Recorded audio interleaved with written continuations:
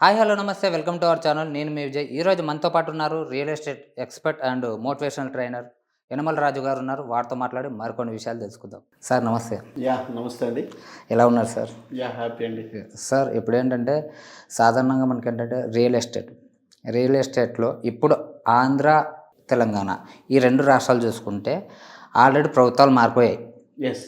So ఇప్పుడు ఎలా ఉండబోతుంది రియల్ ఎస్టేట్? ఎగ్జాక్ట్లీ అండి.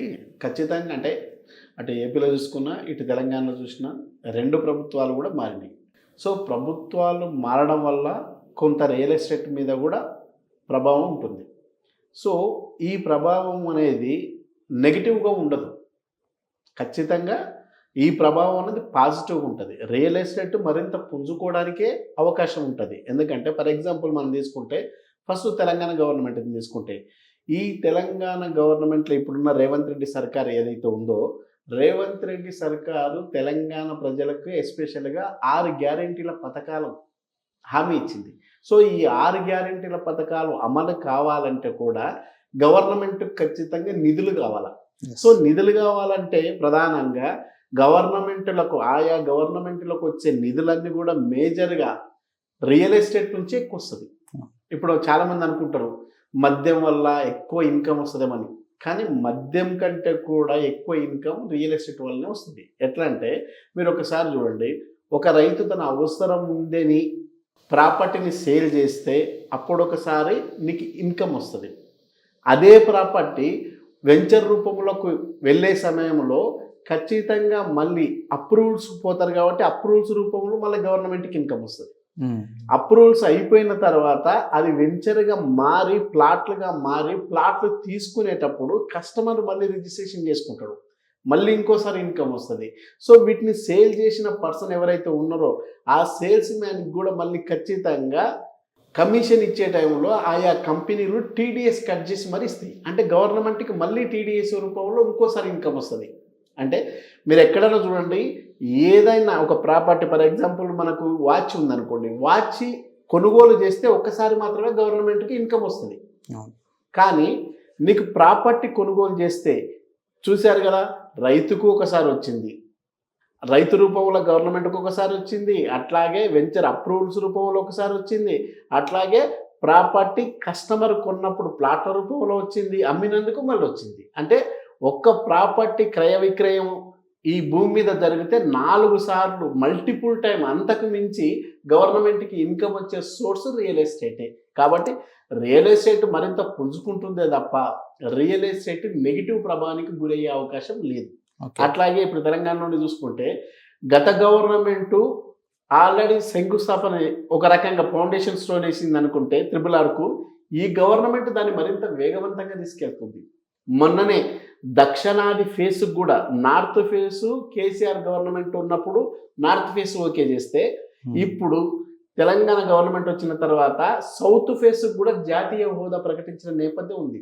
ఈవెన్ సెంట్రల్ కూడా ఈరోజు రాష్ట్రాలు ఏదో చేసుకుంటున్నాయి కదా, మనం ఎందుకు సహకరించాలనే నేపథ్యం కాకుండా ఖచ్చితంగా సెంట్రల్ కూడా ఈ రీజనల్ రింగ్ రోడ్ విషయంలో చాలా సానుకూలంగా ఉంది.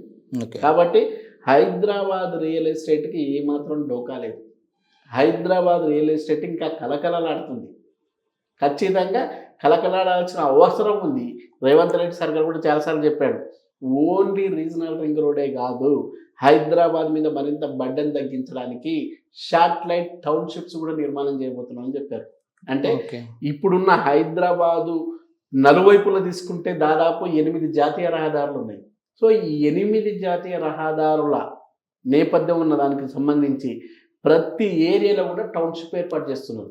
అటు చూసుకుంటే మేడ్చల్ వైపు చూసుకున్నా, లేదా ఇటు షాద్నగర్ వైపు బెంగళూరు హైవే తీసుకున్నా, అట్లాగే మీకు ఏదైతే ముంబై హైవే తీసుకున్నా, లేదా విజయవాడ హైవే తీసుకున్నా, లేదా వరంగల్ హైవే తీసుకున్నా, లేదా షామీర్పేట అట్లా తీసుకున్నా, ఏ వైపు చూసుకున్నా కూడా శ్రీశైలం హైవేతో సహా అన్ని చోట్ల కూడా టౌన్షిప్లో నిర్మాణం చేసి హైదరాబాద్ను మరింత ఎక్స్టెండ్ చేయాలనే నిర్మాణంతో ఆ ఆలోచనతో ఉన్నారు. మన రీసెంట్లీ కూడా మీరు అబ్జర్వ్ చేస్తే రేవంత్ రెడ్డి గారు ఒకటే చెప్పారు, హైదరాబాద్ను ఔటర్ రింగ్ రోడ్డు లోపల ఉన్నదాన్ని గ్రేటర్ హైదరాబాద్గా, ఔటర్ దాటితే అర్బన్ హైదరాబాద్గా, రీజనల్ రింగ్ రోడ్ దాటితే రూరల్ హైదరాబాద్గా, ఇట్లా ఎక్కడికెక్కడ నిర్మాణం చేసి హైదరాబాదు మొత్తం కూడా హైదరాబాదును ప్రపంచం అంతా కూడా తలెత్తుకుని చూసే రేంజ్లుగా తీసుకెళ్ళిన ఆలోచనతో ఉన్నారు.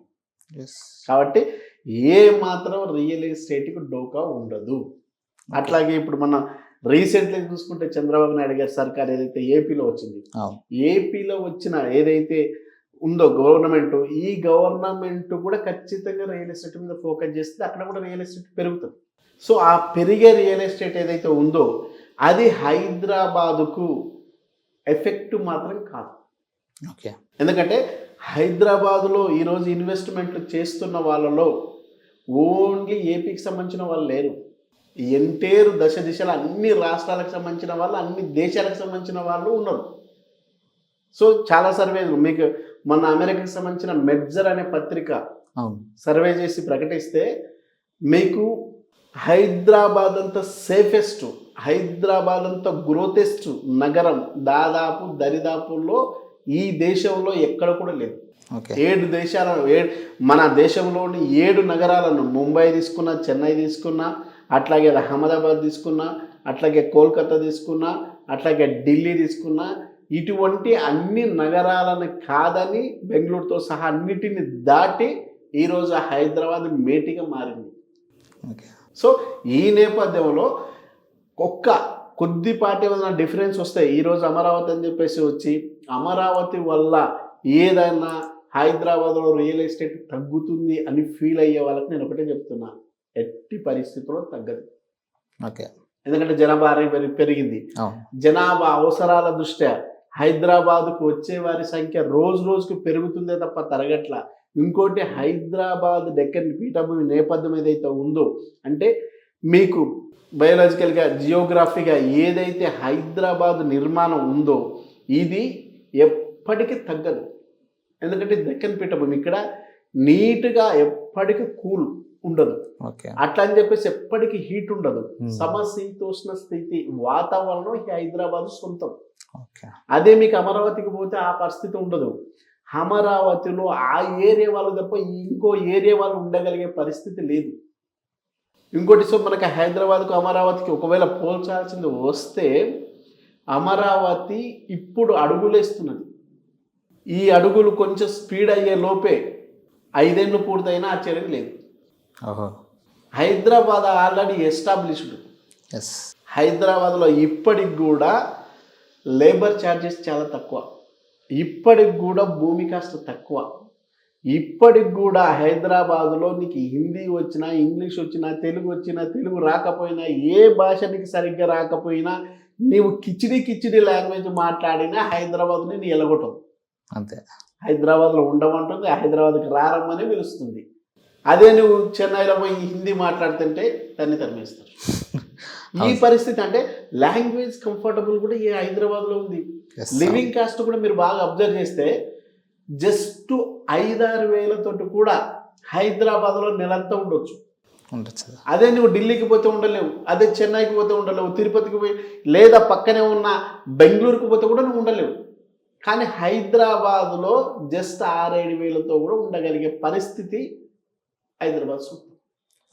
అట్లాగే నీకు ప్రభుత్వాలు చూస్తే కూడా ఇక్కడ 5 ఏళ్లకు అంటే 2-3 సంవత్సరాలకి ఇద్దరు అంటే సంకీర్ణ ప్రభుత్వాలు ఉండి నువ్వు ఒక 2.5 years, నేను ఒక 2.5 years ప్రభుత్వాలు పాలిస్తావనే పక్క రాష్ట్రాల స్థితి ఈ తెలంగాణలో లేదు. సంపూర్ణ మెజార్టీ ఇస్తారు. కాబట్టి ప్రభుత్వాలు కూడా ఏదైనా చేయాలనుకుంటే చేయడానికి స్కోప్ ఉన్న టైం దొరుకుతుంది. సో దీంతో పాటు మత ఘర్షణలు మన దగ్గర లేవు. సో ఈ నేపథ్యంతో పాటు ఇక్కడ భూకంపాలు వచ్చే అవకాశాలు కూడా లేవు. రెక్టర్ స్కేల్ మీద భూకంపాలు వచ్చే అవకాశం కూడా, ప్రమాదం కూడా లేదు. కాబట్టి ఈరోజు ఎక్కడే దిబిల్లో పెట్టాల్సిన, ద్వీపకల్పాల్లో పెట్టాల్సిన ఏదైతే డేటా సెంటర్స్ ఉన్నావో ఆ డేటా సెంటర్స్ కూడా ఈరోజు హైదరాబాద్లో పెడుతున్నారు. ఫర్ ఎగ్జాంపుల్ ఇప్పుడు షాద్నగర్ తీసుకుంటే ఒక్క షాద్నగర్ చుట్టుపక్కల ప్రాంతాల్లోనే మైక్రోసాఫ్ట్కి సంబంధించిన 3 డేటా సెంటర్స్ ఉన్నాయి.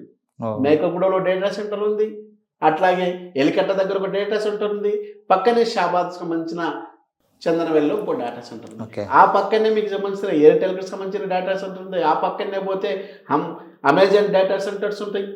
సో ఈ నేపథ్యం అంతా పర్ఫెక్ట్ ఉంది కాబట్టే Hyderabad the best. Okay. So ఇప్పుడు అమరావతికి అనుకుంటున్నాం చాలామంది, అంటే గవర్నమెంట్ను పక్కన పెడితే కొంతమంది ఏదైతే రియల్ ఎస్టేట్ వాళ్ళు ఉన్నారో ఒక్కసారిగా భూమి వస్తుంది, ఒక్కసారిగా అమరావతి వస్తుంది అంటే ఎప్పుడైనా గుర్తుపెట్టుకోండి, కస్టమర్గా ఇన్వెస్టర్గా తెలివిగల వాళ్ళగా ఆలోచించాల్సింది, ఎప్పుడైనా నీకు న్యాచురల్గా వచ్చినది జీవితకాలం ఉంటుంది. హైబ్రిడ్గా ఎవరో తెచ్చిపెట్టింది, కృత్రిమంగా క్రియేట్ చేసినది ఖచ్చితంగా మళ్ళీ డమాల ఉంటుంది.